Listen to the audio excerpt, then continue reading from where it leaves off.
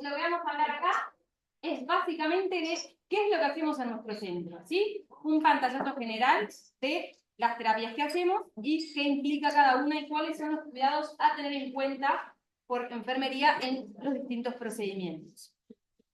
Como les dije también, muchos colegas ya hablaron, así que en esos sectores vamos a ir un poco más rápido, pero bueno, para tenerlo todo en un compendio. Como generalidades, bueno, ustedes ya saben, del sistema cardiovascular, estuvieron hablando bastante, del corazón, los vasos sanguíneos, existen las arterias, que son las que llevan la sangre hacia los órganos, las venas, que son las que la devuelven. Y también está, que habló un poco Oscar y hablaron los compañeros también de reflexología, el sistema eléctrico del corazón. ¿Sí? Y la vedette de nuestro centro, que es la aterosclerosis, que así como la hipertensión no duele, no se siente, la aterosclerosis tampoco. Lo que se ve son las consecuencias de esta enfermedad a largo plazo. Sabrán, mucha gente tendrá el colesterol alto, que sale en el carnet de salud, que sale en un chequeo, y eso en sí no duele, pero lo que sí vemos nosotros después a largo plazo son las consecuencias de haber tenido colesterol alto acumulado, que eso puede generar enfermedades, tanto en el corazón, como son los infartos, tanto a nivel cerebral como los ACV, o enfermedades periféricas que vemos que hacen los colegas de cirugía vascular. Así que, en líneas generales, hay muchos procedimientos que hacemos que son similares, pero dirigidos a distintas partes del cuerpo porque la misma enfermedad se puede alojar en distintos lugares. El corazón, a su vez, tiene distintas cámaras, que son 4, 2 ventrículos, 2 aurículas y válvulas que se abren y se cierran, permitiendo el pasaje correcto y normal de un lado a otro. Sepan que las válvulas a veces funcionan mal, o bien no abren bien, que eso es una estenosis, o bien no cierran bien, que eso es una insuficiencia. Esto es lo que yo siempre les explico a los pacientes, los famosos soplos cardíacos. Los soplos cardíacos son el defecto de las válvulas. O las válvulas no abren bien o las válvulas no cierran bien. Como en invierno, cuando dejamos una ventana mal cerrada y el viento hace un ruido, que si yo la cierro bien o la abro bien, lo deja de hacer, es lo mismo a nivel cardíaco. Cuando la válvula abre bien y la sangre pasa sin dificultad, no hace ese ruido. Cuando la sangre lucha, sí aparece el ruido, que es el famoso soplo cardíaco. Eso como algunas nociones generales para tener en cuenta. Bueno, la cineangiocoronariografía, el más conocido cateterismo cardíaco. Probablemente todos han escuchado hablar, todos tengamos una idea general de qué es lo que es. El objetivo de la cineangiocoronariografía es la valoración del árbol arterial coronario, o sea, poder ver las arterias coronarias del paciente.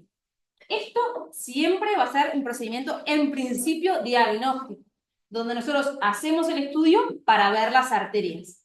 Y en función a que veamos, qué vamos a hacer a continuación.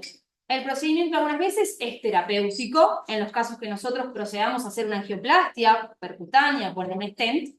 A veces va a ser simplemente un tratamiento médico, fue solo diagnóstico, se vio que la enfermedad es leve y que hay que seguir con medicación. O a veces también es diagnóstico, pero implica un tratamiento quirúrgico a posteriori, ¿sí? Así que, básicamente, el cateterismo es un estudio inicialmente diagnóstico que en función a lo que veamos, en lo que va a resultar. En un tratamiento, en ese momento, con angioplastia, o a futuro, con medicación o con cirugía. Las indicaciones del cateterismo son variadas, ¿sí? El paciente puede o bien llegar de urgencia, como es el caso de un síndrome coronario agudo, o un infarto de miocardio, donde también el tiempo es cerebro y el tiempo es miocardio también, donde el tiempo apremia para abrir la arteria, o pueden llegar en un estudio coordinado, ¿sí? Ese estudio coordinado puede ser un estudio funcional positivo, un paciente que venía con síntomas, hizo un centellograma y viene luego de la habilitación del Fondo Nacional de Recursos, o por una valoración por otra causa, que se va a operar una válvula y hay que verle el árbol coronario antes de una intervención quirúrgica, o una valoración etiológica donde se insuficiencia cardíaca. O algunas otras también, pero bueno, estas son las más comunes. Entonces, un cateterismo cardíaco siempre va a ser un procedimiento que estresa un poco más o menos al paciente, pero a veces va a ser una situación bien de urgencia, donde el paciente no se lo espera y está en una situación bien distinta que cuando viene de su casa con su familia coordinada. Y eso tiene ciertas implicancias que nosotros tenemos que también tener en cuenta. Ya la deben conocer todas, ¿tá? La sala de cateterismo, donde tenemos el angiógrafo, que lo compartimos también con el resto de los compañeros, no es de resorte exclusivo de los hemodinamistas. ¿Está? Ahí lo que vemos. ¿Por qué le decimos vulgarmente cateterismo? Bueno, bien, porque usamos un catéter para introducirnos en las arterias y así poder llegar a través de guías y catéteres flexibles hasta el corazón. Utilizamos para ello también medios de contraste, ¿sí? Y, por supuesto, rayos. Entonces, perdón. Perfecto. El cateterismo, como dijimos, es un procedimiento inicialmente diagnóstico, donde vamos a ver cómo se distribuye el contraste a través de las arterias coronarias. Según que veamos lo que dijimos, lo que hacemos. Podemos ver que está todo bien, o podemos ver, como ejemplifica la foto, bueno, que hay un defecto en un lugar puntual, que nosotros podemos tratar, que hay una arteria como BA, que tiene aterosclerosis, que es significativa, que se dificulta llegar la sangre y que es una buena candidata para recibir un stent. Y ahí, bueno, los compañeros de hemodinamia pondrán su stent, valorarán antes o después, según cada caso, y el stent lo que hace es permitir la repermeabilización de ese vaso y permitir que pueda fluir la sangre a través de él. El cateterismo cardíaco y la angioplastia no son tratamientos curativos, ¿sí? La enfermedad de la aterosclerosis está y seguirá estando, por eso siempre nosotros insistimos en el tratamiento médico a posteriori. Nosotros curamos el síntoma, que era la consecuencia que dijimos de la enfermedad, pero la enfermedad y la capacidad de hacer la enfermedad está. Por eso es importante y siempre insistimos en dejar de fumar, en adherir a la medicación y todas esas cosas que desde enfermería hay que también transmitir la importancia. No es que ya está y quedó resuelto, sino que, bueno, es un de acá para adelante. Nosotros, como servicio de cardiología en este caso, lo que hacemos es abordar el paciente en agudo. Lo que hará después dependerá del paciente, evidentemente. Y de cuánto lo asustemos en la sala. El cateterismo, la cineangiocoronariografía, el paciente estará en decúbito o a lo sumo semisentado. Por eso es especialmente importante ver que el paciente tolere el decúbito, que en ciertas circunstancias, como el Oscar de insuficiencia cardíaca, insuficiencia respiratoria, tal vez no lo hace y por eso a veces se difiere hasta que el paciente lo tolere. ¿Tá? Lleva anestesia local en el acceso, que ahora vamos a ver dónde es, y en ocasiones, como bien puntualizaban, puede llevar bajas dosis de benzodiazepinas u opioides por dolor o por ansiedad, que también es bueno saber, porque eso a veces implica que el paciente esté un poco más dormido o un poco más lento a posteriori. Que la comunicación suele ser buena y nos suelen contar de la sangre. El acceso va a ser arterial y a través de él veremos las arterias coronarias, como dijimos. El de preferencia suele ser el acceso radial derecho, que es el que se ha visto que tiene menos complicaciones y nos permite acceder fácilmente al corazón. Anteriormente, y en algunos otros países, se sigue usando preferencia el femoral, pero la verdad que es bastante más práctico y también para el paciente el acceso radial. Depende. Mira, en general, si yo, acá tenemos en énfasis igual, me lo pueden explicar mejor, pero creo que por conveniencia radial derecho, por la posición que está el paciente y por cómo quedan ellos en relación al paciente. Esa es la primera opción, ¿tá? Por la facilidad, por la facilidad del manejo a posteriori, por las complicaciones no son tan graves. También, si no, radial izquierdo, que para la primera función es un poco más complejo, pero bueno, también se hace, y si no, femoral. ¿Tá? Esos son siempre, primera opción radial derecho, si no izquierdo, y si no femoral. En algunos pacientes, o humeral, bueno, en algunos casos particulares también. En algunos pacientes, o porque tiene una fístula de un lado y no se puede, voy a otra, o porque tiene un antecedente de una cirugía cardíaca, se opta por otro acceso, ¿sí? Pero el paciente virgen de cateterismos, de procedimientos previos, donde tiene un buen pulso radial, por supuesto, porque hay que palparlo en los pulsos del paciente, se accederá por el pulso radial derecho. Otros son, como dijeron, radial izquierdo, femoral, derecho o izquierdo, o humeral. Sí. No te quiero interrumpir. Tranquilo. La decisión de por dónde accedemos, la decisión de servicio. Claro. Y están las excepciones. Nosotros acá en Uruguay empezamos, fuimos pioneros en eso, a hacer accesos radiales y derechos, porque el hemodinamista se para del lado derecho del paciente. Si te vas a hacer la izquierda, le tenés que traer la mano para que te quede cerquita de donde tú estás trabajando. Pensé que era por el médico, como no sé. No. ¿Qué le hacía mejor a él? Trabajamos, vos sabés que ese sentido, igual que ustedes, trabajamos en grupo y las decisiones, digamos, tratamos de que sean homogéneas para poder evaluar nuestros resultados. Entonces, lo que dimos cuenta es que el acceso radial es mucho menos nocivo que femoral, hay menos hematomas, es más fácilmente transmisible. Entonces decidimos hacer eso. Y lo decidimos desde hace, te diría que en los 2000 empezamos. Pero fuimos de los primeros acá en Latinoamérica. Y lo importante de eso, la consecuencia del haber derecho, es que la vía de acceso que ustedes van a elegir el piso para ese paciente tiene que estar en el miembro opuesto. Es decir, lo ideal es que nos llegue con la vía de acceso en el brazo izquierdo. Exacto. Del acceso periférico, gracias Daniel. Idealmente, si nosotros ya sabemos, tuvimos el gesto, si pudimos, de palparle el pulso radial, que tiene un buen pulso radial derecho, y tenemos que ponerle una vía, o bien en la emergencia, o bien en piso, optemos por el miembro superior izquierdo, ¿sí? Para eso, para facilitar todo el manejo y, bueno, para separar de un lado del otro.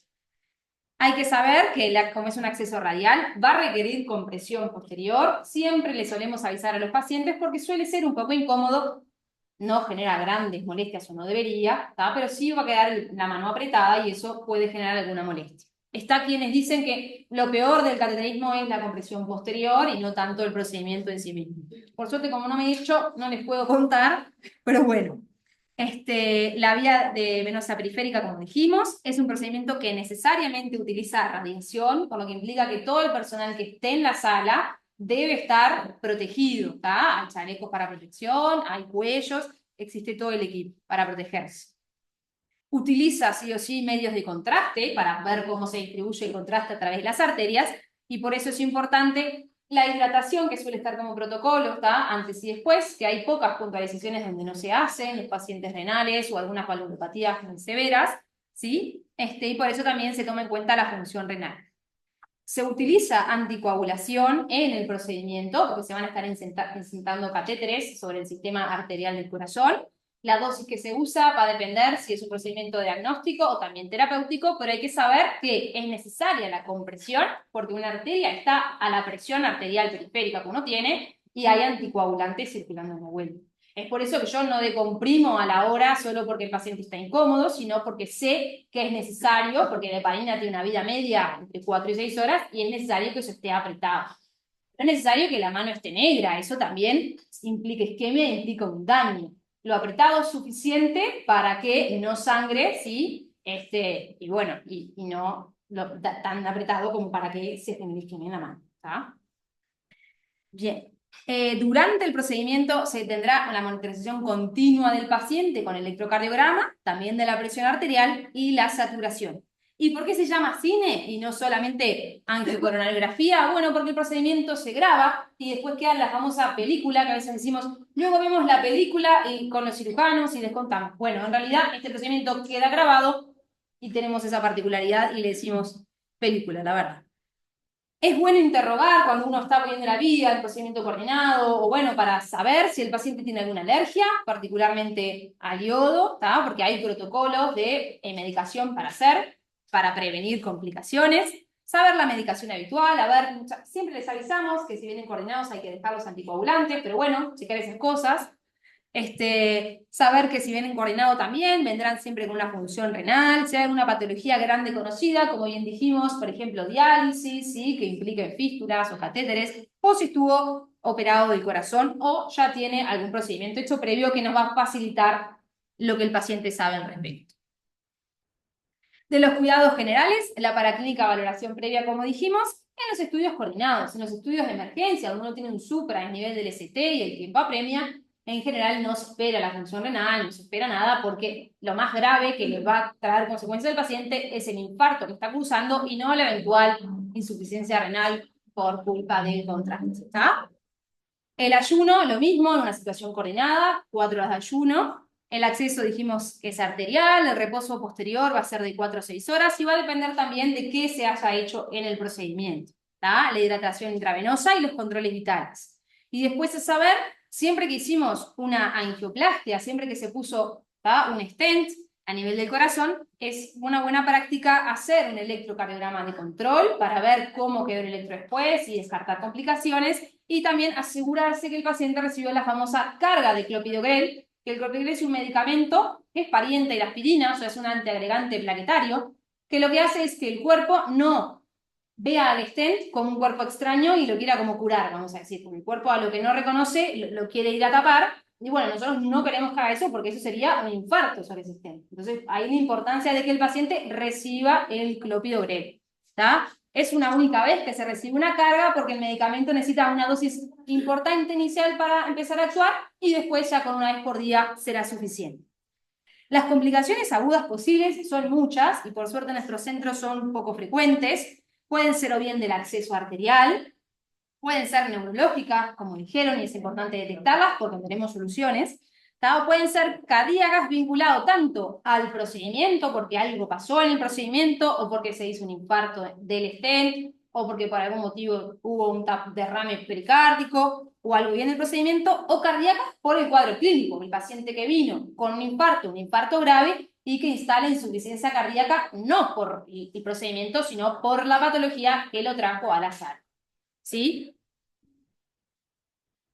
Bueno, eso es el cateterismo cardíaco izquierdo, que nosotros alcate es el cate de las arterias coronarias. Pero existe también lo que es el cateterismo cardíaco derecho, que no es tan frecuente, no es tan popular, pero los pacientes en este caso van a venir siempre coordinados, no son pacientes que de urgencia necesiten un cateterismo derecho, no, eso no sucede, ¿sí? Es un estudio, es diagnóstico y es para ver y evaluar las resistencias pulmonares. Como bien explicaba Óscar, el corazón y el pulmón se relacionan mucho. Hay patologías que generan alteraciones en el corazón y después en el pulmón, o al revés, primero en el pulmón y después en el corazón. Muchas veces estudiar qué es lo que está pasando y a qué nivel pasa nos cambia la conducta terapéutica y diagnóstica, y esto es lo que se hace en el cateterismo cardíaco derecho. Se estudian las resistencias pulmonares y a qué nivel están las alteraciones. Se puede medir también el gasto cardíaco, hay test específicos de reactividad pulmonar, a ver cómo responde a tales medicamentos. También se pueden tomar muestras de sangre a distintos niveles para ver si hay alguna comunicación, como que la sangre se nos mezcla de repente.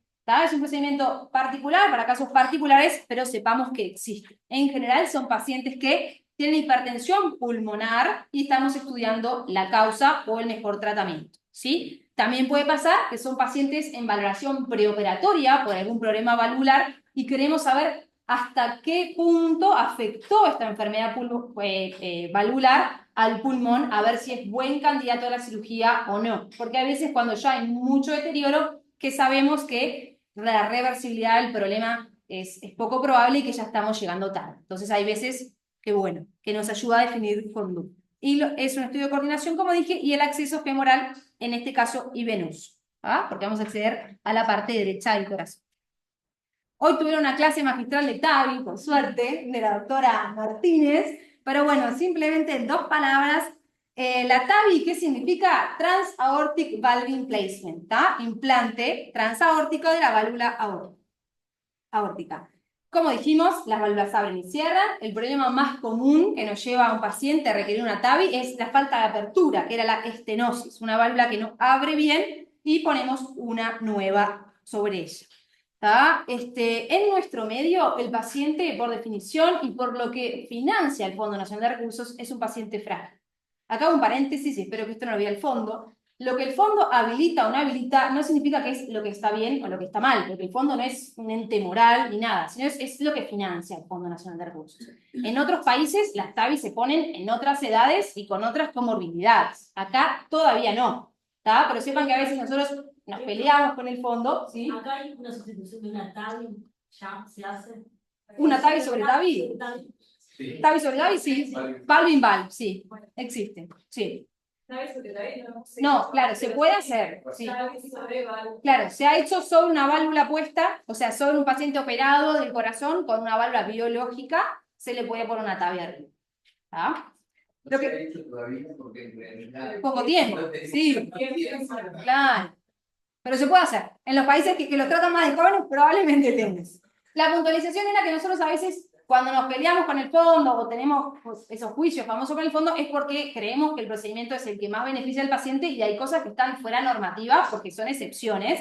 Y bueno, a veces va un poco más allá y las hace igual. Pero a tener en cuenta que en nuestro medio los pacientes que reciben TAVI son pacientes frágiles que no son candidatos a cirugía o son pacientes añosos. Mientras que tal vez en el día de mañana o en otro lado del mundo sean pacientes más jóvenes los que ya son candidatos a TAVI. La evidencia dice que en realidad se podría. ¿Tá?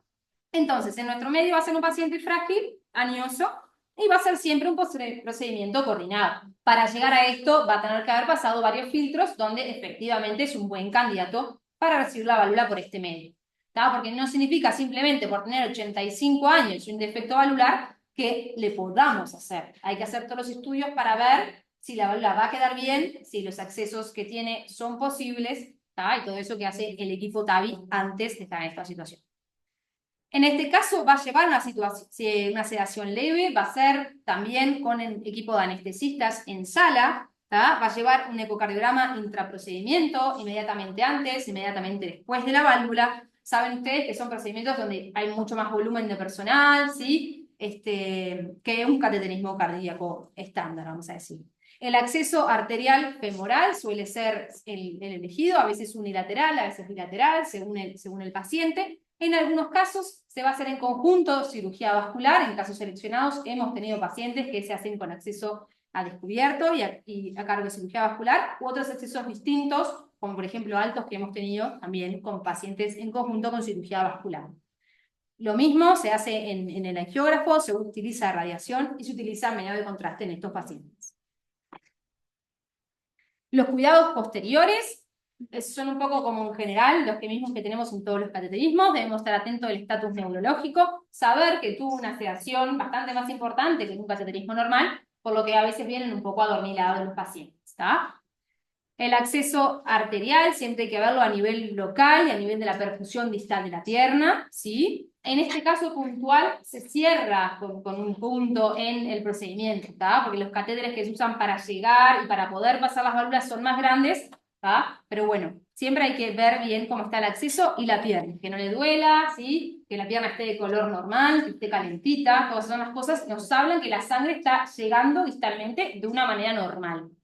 ¿Sí? Del ritmo cardíaco va a estar monitorizado las primeras 24 horas, todos los pacientes que tienen una TAVI, ¿sí? Y el electro va a ser diario, porque hay algunas alteraciones del ritmo que pueden aparecer un poco más tardíamente, ¿sí? Algunas veces, por el tipo de analgesia y anestesia que se hace, pueden llegar un poquito bradicárdicos, que sea transitorio, y otras veces los pacientes, por donde se inserta la válvula y dónde está el sistema de conducción cardíaca, pueden tener alguna alteración del ritmo. Y algunos pacientes pueden salir en ocasiones con un marcapaso, a veces simplemente de seguridad o a veces requiriéndolo, ¿sí? Y algunos van a querer un marcapaso definitivo. El porcentaje es bajo, pero hemos visto que ha pasado, ¿tá? Entonces la monitorización es fundamental. Luego del procedimiento también van a requerir hidratación y van a llevar una paraclínica de control durante la internación. La internación por la TAVI suele ser breve, al tercer día los pacientes suelen estar en casa. ¿Ah? El MitraClip. El MitraClip es un dispositivo que no hemos visto tantos hasta el momento, pero que está y se ha puesto y hay que saber que existe. ¿Tá? En este caso son pacientes con insuficiencia mitral, donde la válvula cuando debe cerrar no cierra, entonces la sangre refluye mucho, no puede ir para adelante, no puede ir del corazón hacia la aorta hacia afuera, sino que refluye va hacia atrás, y los pacientes sufren de insuficiencia cardíaca.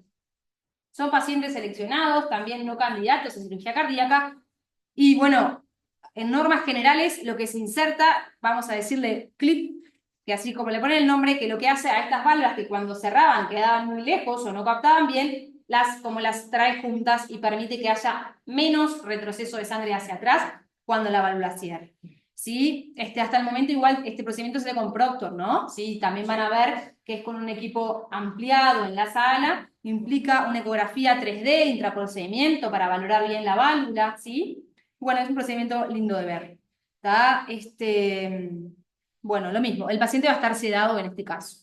Hay otros procedimientos que hace el equipo de hemodinamia que son poco frecuentes, pero que existen, y debemos saber eso que existen, que es la valvuloplastia. La valvuloplastia aórtica es un tratamiento puente para poder llegar mejor a la TAVI o mejor a la cirugía. El paciente tiene un problema grave de su válvula aórtica, que por algún motivo no le podemos poner la TAVI ya ni operarlo ya, sino que con un balón abrimos un poco más esa válvula para que pueda abrir y cerrar más y llegar mejor al procedimiento definitivo del paciente, ¿sí? También existe la valvuloplastia mitral percutánea, que en este caso también es un caso de que la válvula está muy cerrada, pero en este caso es la mitral, y suele ser con una enfermedad reumática, ¿sí? Donde no abre bien, y esto lo que se hace es lo mismo, con un balón, en casos seleccionados candidatos, se abre un poquito más esa válvula para que la válvula pueda abrir mejor. Después existe el cierre percutáneo de una comunicación interauricular, que es la famosa CIA. CIA es comunicación interauricular, que se suele hacer con un Amplatzer en casos seleccionados. Algunos pacientes con ese defecto, una aurícula acá, otra aurícula acá, un agujerito, ¿sí? Entonces la sangre pasa así, eso no es bueno, porque de un lado la sangre oxigenada y de otro lado desoxigenada. En algunos casos son candidatos a cierre por vía percutánea, ¿sí? En algunos otros no y requerirán cirugía. Pero bueno, cuando son por hemodinamia se pone un Amplatzer para cerrar ese defecto. Y bueno, también existe el cierre percutáneo de la orejuela izquierda con un dispositivo que se llama Watchman, que no tengo claro si lo hacen los hemodinamistas o los electrofisiólogos. Creo que es... Yo tampoco. No, sí. Es un procedimiento poco frecuente, pero existe. Lo que se hace es, se ocluye la orejuela con un dispositivo para evitar que se generen trombos en los pacientes que tienen FA. Nada, lo que se hace es se pone un dispositivo en la orejuela para evitar la formación de trombos. Recuerden que el FA es una de las arritmias más frecuentes, que anticoagulamos al paciente, porque el paciente, como la sangre se mueve distinto ahí, se estaciona en general en la orejuela y ahí se juntan los trombitos, que son los que viajan y hacen los ACV. Si yo tapo eso, hay un paciente que por algún motivo no le podía dar anticoagulante porque le sangraba el estómago, o lo que fuere, si yo tapo eso, el paciente tiene menos riesgo de hacer ACV. Y bueno, y hasta acá fue hemodinamia. De los dispositivos endocavitarios, vamos a hablar dos palabras, porque sé que estuvieron los colegas de electrofisiología. Los dispositivos endocavitarios es todo lo que va adentro del corazón. Y eso tiene cosas globales que tenemos que tener en cuenta en todos. Los dispositivos son múltiples, existen los marcapasos, los resincronizadores, los desfibriladores, con los otros dos incluidos, y el recambio de generador, que este es un procedimiento más sencillo y ambulatorio, donde solo viene a cambiarse la batería. Todavía no tenemos la capacidad de cargarlos inalámbricamente, así que a veces se cambia la fuente y se pone una nueva y ese paciente se va en el día a su casa. Como aspectos generales, hay situaciones también de urgencia versus de coordinación. Las situaciones de urgencia suelen ser solo para implante de marcapaso, no de los otros dispositivos generalmente. Son procedimientos con anestesia local, con una internación breve, al otro día estarán de alta a casa. Los dispositivos son seguros, no interfieren con el microondas, no interfieren con el auto eléctrico, ni con el celular. No. No, claro que sí. Lo digo porque son preguntas frecuentes y a veces la verdad que no sabemos. ¿Sí? No pasa nada con la alarma del supermercado, no se me va a desconfigurar el dispositivo. Transmitir tranquilidad en ese aspecto, ¿bien? Siempre profilaxis antibiótica porque vamos a estar dejando algo adentro del corazón que tiene capacidad eventualmente de infectarse si no hicimos las medidas de asepsia recomendadas. Así que en estos casos todos van a llevar una dosis de antibiótico antes del implante. Solamente ahí, antes del implante. ¿Sí? ¿Qué es el bolsillo? El bolsillo es el cortecito y el lugar donde insertamos la fuente. El famoso bolsillo es eso. Y siempre hay que vigilarlo que no tenga ningún signo local al momento del alta, que esté bien, ¿sí? Las complicaciones posibles son muchas, se destacan las de los accesos venosos altos, que pueden ser respiratorias, como neumotórax, o las infecciones locales. El dolor, si existe, debe ser leve y debe calmar con un analgésico común, ¿sí? Y alteraciones del ritmo cardíaco en caso de que, bueno, capaz que se desplaza algún cable y me hace alguna alteración del ritmo, hay que tener en cuenta que con dispositivo puede hacer arritmias rápidas o lentas y hay que tenerlo en cuenta. 2 estudios siempre, previa al alta, electro y placa. ¿Sí? Si no está pedido, le hacen el guiño al médico y le dicen, che, ¿te pido el electro? Y la placa es para ver que el dispositivo esté bien puesto y que los pulmones estén bien, estén los 2 pulmones bien, infladitos todo y que no haya neumotórax. ¿Qué es un marcapaso? El marcapaso es un dispositivo que marca el paso. Acá vemos una fuente y un cable. Podemos tener unicamerales, que significa que tenemos un cable, bicamerales, que tenemos 2 cables. Y existe también, el primero lo pusimos acá en nuestro centro, el micra, que fue el dispositivo sin cables en realidad, que se aloja simplemente adentro del corazón. ¿Sí? Las indicaciones del marcapaso pueden ser de urgencia, cuando el ritmo del paciente es muy lento y eso está comprometiendo la vida, puede comprometer a corto plazo la vida del paciente, o de coordinación, cuando el paciente está sufriendo de alteraciones por ritmo lento, pero eso no le genera un daño potencial inmediato a su vida, ¿tá? Así que vienen pacientes de coordinación a ponerse marcapasos. El marcapasos no anda todo el tiempo, ¿tá? Yo siempre a los pacientes les explico que es como las madres y los padres en las plazas. Viste que el niño juega, el corazón anda y los padres miran, ¿tá? En las ocasiones donde el niño no puede, los padres ayudan. El marcapaso hace lo mismo. Cuando el ritmo cardíaco está andando, el marcapaso simplemente se queda y mira. En los casos que el corazón se pone lento, el marcapaso sí. Por lo que el ritmo del paciente no siempre va a estar estimulado por un marcapaso. Además, saber que los marcapasos suelen tolerar ritmos cardíacos de hasta 50. O sea, si el paciente está a 50 ciclos por minuto propio, puede estar bien. A veces se asustan, no, porque está a 50. No, eso no significa siempre un daño. Ya si está a 30 el paciente o menos de 50, sí, porque menos de eso no suele esperar el marcapasos. Pero a veces los pacientes se ponen un poco inquietos o no entienden del todo esto, y es bueno como tranquilizar también.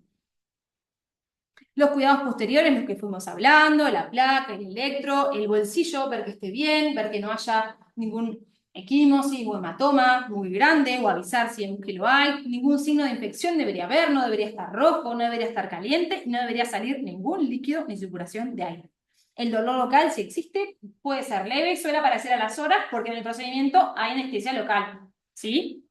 Las indicaciones sobre el uso del brazo, el paciente puede usar el brazo a nivel de la mesada, ¿sí? ¿Tá? Clavar la taza, eso sí, no puede cargar bolsas de supermercado, ¿tá? No puede acomodar la despensa, usar el taladro, pero por el brazo, no por el dispositivo, ¿tá?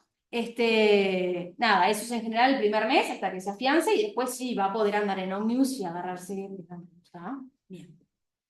Bien, el cuidado ambulatorio suele ser los primeros 15 días, donde se retiran los puntos. El cortecito es pequeño, más o menos así, tiene un punto de cada lado solamente, y eso se retira en el primer control. El paciente debe controlarse en la policlínica de marcapaso y de cardiología, las dos. El resincro, famoso, ¿qué es el resincro? Es un marcapaso 4.0, donde se agrega un cable más, o sea, al marcapaso que teníamos, que habíamos dicho que había de un cable o de dos cables. El resincronizador tiene 3 cables y lo que busca es la contracción más efectiva del corazón. Estos procedimientos son siempre coordinados, nunca va a ser de urgencia un resincronizador, ¿no? Son pacientes que por algún motivo o marcharon mal con el marcapaso o tienen insuficiencia cardíaca con aspectos específicos que los hacen candidato a terapia resincronizadora. Son procedimientos bastante más largos que el marcapaso común, ¿tá? Y los cuidados son los mismos, ¿está? Del bolsillo, del brazo, de una mesada, el dolor debe ser leve, la placa, el electro, eso todo lo mismo. Pero sepan que un resincronizador es como un marcapaso como más, que tiene capacidad de hacer trabajar al corazón de una manera más armónica, por decirlo de alguna manera. Y el desfibrilador, lo que hace, ¿vieron el DAI que está en todos lados? Sí, el desfibrilador común, el desfibrilador externo, perfecto. Es una bobina, un cable que tiene la capacidad de hacer una descarga eléctrica cuando detecta un ritmo que puede amenazar potencialmente al paciente. A su vez, el desfibrilador en algunos casos se acompaña de marcapaso o de resincronizador, no importa, pero el desfibrilador lo que significa es que tiene un cable que está específicamente diseñado que si detecta una arritmia maligna la puede abortar, o sea, hacer una descarga, como nosotros haríamos, pero a nivel local. Estos dispositivos se pueden poner bien en prevención primaria, o sea, el paciente nunca se murió todavía, por suerte, pero tiene una condición que lo hace que tenga más riesgo de hacer arritmias malas, y se lo ponemos, o en prevención secundaria. El paciente tuvo una muerte súbita que fue abortada y requiere un dispositivo. Lo mismo son todos pacientes de coordinación. En algunos casos particulares, por algún motivo, se va a requerir sacar a uno de los dispositivos que también se hace en nuestro centro. Estos son procedimientos de coordinación, a veces puede ser porque algún cable está fallando por algún motivo o porque eventualmente hubo una infección del dispositivo y se requiere sacar. Son procedimientos complejos, más largos, que requieren anestesista, que posiblemente requieran luego un nuevo implante que según el motivo que lo lleve a sacar, será en el momento o serán diferidos, pero existe. El estudio electrofisiológico en general, el estudio electrofisiológico lo que hace, en este caso se insertan catéteres, se pasan al corazón, pero lo que buscamos ver no son las arterias coronarias, sino es ver cómo circula el impulso cardíaco en el corazón, ¿tá? De dónde a dónde va, si hay una arritmia, dónde se origina. Puede ser un estudio solo de diagnóstico, pero en general se hace buscando algo específico, buscando identificar un foco de arritmia para después hacer algo en consecuencia. En estos casos, los accesos son venosos, ¿sí? La exposición a radiación es mínima, porque en realidad donde estamos se detecta a través de qué señales va captando el catéter, y no por tanto radioscopía y contraste, ¿tá? No se suele usar medios de contraste. Bueno, y lo que dijimos, que suele tener implicaciones diagnósticas, porque si se detecta una arritmia, pues se puede tratar. Este es el electro famoso que conocemos, y el estudio electrofisiológico nos habla de, hay muchas más racitas que las del electro, vamos viendo cómo atraviesa el impulso a través de allí, por suerte a mí no me gusta esta subespecialidad, y lo que ellos analizan es, a través de esto sacan conclusiones y dicen, bueno, el problema está en este foco, tratemos acá, la arritmia viene de este lugar. Lo que nos lleva a la ablación de las arritmias. ¿Qué significa una ablación de arritmia? Es el tratamiento invasivo por el cual al paciente con radiofrecuencia le quemaron la arritmia. Y no es ni tan mentira las comillas, porque se aplica calor en un sector específico donde se identificó que había un problema para cortar el circuito de donde se generaba la arritmia. ¿Tá? Si en el estudio anterior vieron, mira, de acá hay un latido que está saliendo y me está generando una arritmia, van, aplican calor ahí para que no pueda pasar más a través del circuito y se corte la arritmia. ¿Tá? Eso es la famosa ablación por radiofrecuencia. Hay arritmias supraventriculares, hay arritmias ventriculares, hay edades de presentaciones múltiples. Hemos tenido pacientes de 16 años, hemos tenido pacientes de 75 años. Acá no hay una norma general, ¿sí? El paciente realmente es variable. Algunos van a requerir accesos arteriales, algunos venosos y algunos punción transeptal. Eso realmente es variable y va a ser según qué arritmia haya que tratar. Lo mismo el tipo de anestesia que requerirá el procedimiento. Algunos procedimientos se hacen con anestesia general, otros con anestesia local. Depende de la cantidad en general de energía y de molestia que implique esta ablación. ¿Tá? Es bastante diverso el mundo de las arritmias. De la neuroradiología intervencionista, bueno, nos hablaron bastante las doctoras previamente, así que bueno, el ABC ya lo vimos, ¿tá? Son procedimientos que pueden ser diagnósticos y terapéuticos. Se estudia el sistema nervioso central de forma mínimamente invasiva. La preparación va a ser variable según sea de urgencia, como vimos recién, o sea de coordinación el procedimiento, que también los hay. Va a requerir medios de contraste y radiación, ¿tá? Por lo que es lo mismo, lo que vimos del cateterismo, se aplica todo acá. ¿Tá? Y los cuidados posteriores suelen ser en cuidados intermedios o en CTI, dependiendo del estatus con el que ingresa el paciente y la complejidad del procedimiento que se hizo, por las posibles complicaciones que esto puede traer. Angiografía cerebral de 4 vasos, solo para mirar también estudio diagnóstico. ¿Sabes? Como vimos hoy sin angiocoronariografía, bueno, este se llama angiografía cerebral. ¿Tá? Miramos las arterias. Perfecto. Del ACV isquémico agudo ya hablaron extensamente de la trombolisis mecánica, por suerte, la entendimos bárbaro, mucho mejor que lo que podría haber dicho yo. La idea es, hay un ACV en agudo, se aplicó el código ACV, es candidato, bueno, a través de o aspiración o tratamiento con stent, se puede retirar el trombo y liberar la arteria de esa obstrucción. Las famosas MAU son las malformaciones arteriovenosas, ¿tá? Son como ovillitos o alteraciones que se formaron vasculares dentro del cerebro que a veces pueden generar complicaciones. Lo que se suele hacer es una embolización, se emboliza, se genera un infarto provocado en la arteria que nutre la malformación para que ésta no se desarrolle más y se atrofie. ¿Tá? A veces también puede ser un tratamiento puente a la neurocirugía, una malformación que requiere un tratamiento a posteriori, se empieza por acá, se reduce el defecto y luego se trata definitivamente en una segunda vuelta. Y las fístulas arteriovenosas, bueno, son comunicaciones arteriales y venosas que pueden ser congénitas o adquiridas y a veces tienen riesgo de hacer sangrados espontáneos y pueden ser candidatas a tratamiento mediante coils o inyectando algún tipo de sustancia específica, también que las tapa. También tenemos procedimientos vasculares periféricos a cargo de este caso de cirugía vascular. Van a usar los mismos dispositivos que ya conocemos, los catéteres, los medios de contraste, la radiación, accesos arteriales o venosos según qué procedimiento estén haciendo. La mayoría van a requerir anestesia local, hay algunos con anestesia general, va a depender del procedimiento. Y la recuperación va a depender, pero suelen ser procedimientos con recuperación rápida, porque lo que solemos hacer son procedimientos mínimamente invasivos. Los problemas adversos son poco frecuentes, pero son los que vimos en relación al procedimiento de sala o a los accesos, ¿tá? O neurológicos, porque vimos que la aterosclerosis es una enfermedad sistémica. ¿Tá? Si tengo algo que me lleva a tratarme la pierna, porque tengo colesterol, una arteria que distalmente me afecta la pierna, yo soy un paciente que tengo más riesgo de hacer ACV o infarto que otro que no tenga ya este problema. ¿Tá?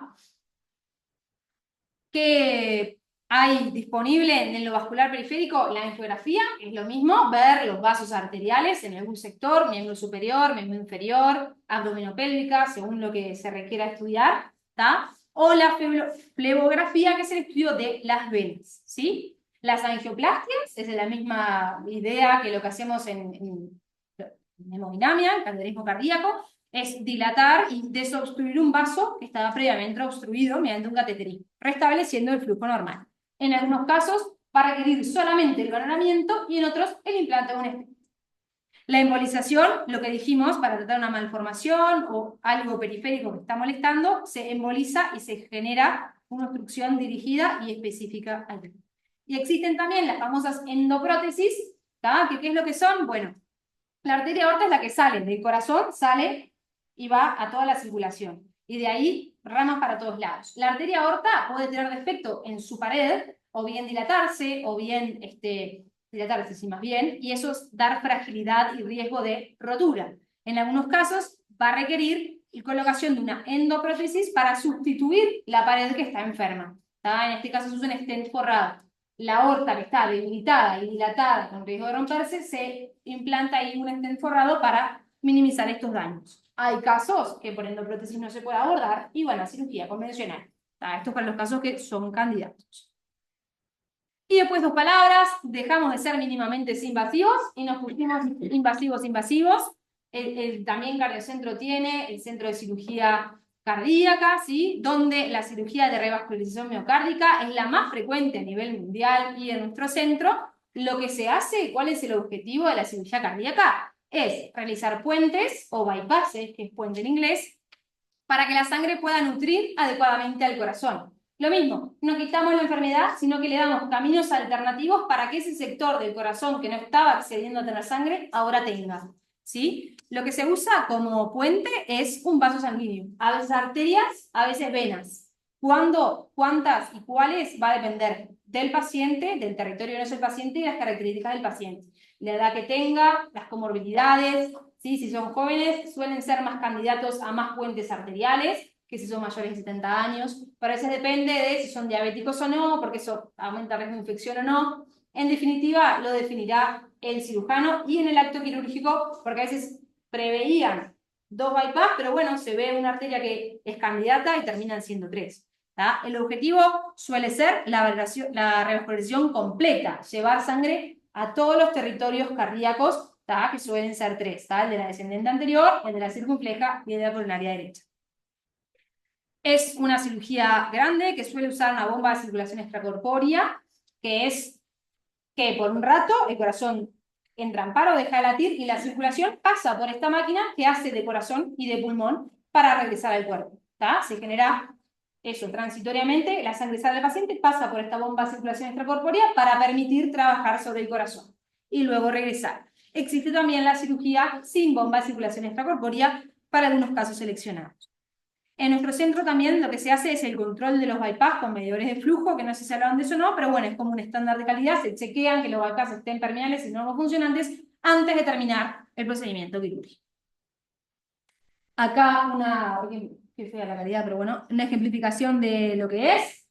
Esto es un puente venoso que sale de la aorta. Acá supónganse que había una obstrucción, entonces antes la sangre que venía por acá no pasaba porque esto estaba tapado. Ahora tiene un pase libre, desde la aorta hasta la circulación distal. Y esto sería un puente mamario que baja directamente del territorio que venía, se cambia, venía de acá, lo corremos y lo bajamos hasta acá.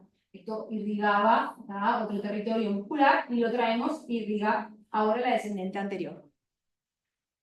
Los pacientes van a quedar con una cicatriz, que a veces es variable, si es total o mini, pero eso hay que avisarles a los pacientes porque a veces genera algún tipo de impresión o de ansiedad. Pero bueno, siempre se conversa, nunca hay ningún tipo de dificultad, pero es bueno la información para bajar la ansiedad. De la cirugía valvular, son muchas las válvulas, son muchas las cirugías posibles. La sustitución valvular aórtica es la más frecuente a nivel mundial y en nuestro centro también. Se puede sustituir la válvula por una prótesis biológica o por una prótesis mecánica, dependerá en cada caso de la edad del paciente y de la contextura también del tamaño del paciente y del tamaño de la válvula. La válvula biológica no requiere anticoagulación para largo plazo, a veces sí, transitoriamente. La válvula mecánica es una pieza de metal adentro del corazón, requerirá indefectiblemente anticoagulación para toda la vida. Y la válvula mitral puede tener una enfermedad que en general es insuficiencia, donde no cierra bien. Se puede hacer plastia, la plastia es arreglar la misma válvula que ya tiene el paciente, o en otros casos se sustituye y se pone una válvula enteramente nueva. También existe la cirugía de las otras válvulas, que es la tricúspide pulmonar, pero son menos frecuentes. La cirugía cardíaca combinada implica un problema valvular más un problema vascular, ¿tá? O sea, me cambian una válvula y me hacen un bypass. A veces el problema principal estaba en las arterias y me descubrieron un problema valvular, o a veces el problema principal estaba en la válvula y me descubrieron una obstrucción y ya me hacen un bypass. Pero bueno, eso es una cirugía combinada, donde combinan las dos técnicas. Las dos válvulas, lo que dijimos, metal y no metal, y lo que hoy hablabas de la TAVI, lo que se ha hecho sí es sobre una válvula biológica, que esto lo aclaro, la válvula biológica usa material de chancho, sí, pero no es que agarran la válvula del chancho y nos la ponen nosotros, ¿está? Se toma el pericardio, yo no lo sabía antes de esto, se toma el pericardio, ¿está? Ese material, ese tejido, y se confecciona en un laboratorio la válvula con ese tejido. ¿Tá? Sí, es de chancho, en realidad sí, pero no es la válvula del chancho que me está comiendo. No lo supe todo el tiempo. Bueno, y en la cirugía cardíaca los cuidados iniciales ya saben, va a ser en el CTI, donde requiere paciente en general 24 a 48 horas, requerirá drogas vasoactivas, cuidados especializados, monitoración continua, tiene más riesgo de sangrado, hay que estar atento a muchas cosas, sí, pero bueno, creo que eso excede un poquito al día de hoy. Inicialmente va a estar intubado, en nuestro centro se suele hacer una extubación precoz del paciente, en las primeras horas ya está liberado. El estado hemodinámico que tenemos que tener siempre en cuenta, esto también en piso, es la presión arterial, la perfusión periférica que se habló hoy, cómo está la piel, si está contraído, si está sudoroso, si está normal o no. El ritmo cardíaco, rápido, muy rápido es malo y muy lento también, así que hay que tener en cuenta las dos cosas. El estatus neurológico, por todo lo que hemos hablado, la paraclínica que va a ser arreglada, cada tantos días, nos van a pedir al médico que controlemos cómo está todo, en busca de la anemia, en busca de la función renal, todas esas cosas que suelen ser frágiles, hay que vigilar, más o menos seguido, según cada paciente, los electros y las placas. El cuidaje de los drenajes pleurales y mediastinales, que los va a retirar el equipo de cirugía cardíaca, pero ya estando en piso, el débito no debería ser alto, debería ser más bien bajo y estar en vistas al retiro. Un paciente que está dando mucho gasto por los drenajes, en general no debería estar en piso, porque algo está pasando adentro del ecosistema, eso nos habla de adentro. Las curaciones de la esternotomía y la safenectomía, a diario y según necesidades, y el uso de la faja, y la fase 1 de la rehabilitación, que es lo que permite al paciente poder incorporar y adoptar las actividades básicas, intradomiciliarias y necesarias para su vida, que eso es lo que va a haber cumplido una vez que se va de alta. Tiene la fase 1 de la rehabilitación completa, puede ir al baño, puede desplazarse en la habitación, en el pasillo, esa es la fase 1 de la rehabilitación. Estos son drenajes, por si alguno no ha visto. Y esta es la faja, que es bueno que el paciente a veces tenga la faja desde antes para que se mira a ver si le queda bien, si no, ¿está? Y bueno, existen también otras cirugías cardíacas que son menos frecuentes, pero que existen, que son las de aorta ascendente, en casos de urgencia como la disección, o de coordinación por aneurismas de aortas, esa aorta que se fue agrandando y tiene riesgo de romperse, coordinadamente se sustituye. Miectomía. Ectomía es sacar de músculo, ¿tá? Sacar un poquito de músculo en corazones francamente hipertrofiados, en casos muy seleccionados, una cirugía que por suerte se hace poco. Cierres de defectos congénitos, como vimos hoy, lo de la CIA, comunicación interauricular, ¿se acuerdan? Que a veces era por cateterismo y algunas veces requieren cirugía, y algunos tumores cardíacos que también requieren ser extraídos por cirugía cardíaca. Y fue largo, pero fue todo, ¿eh? Gracias.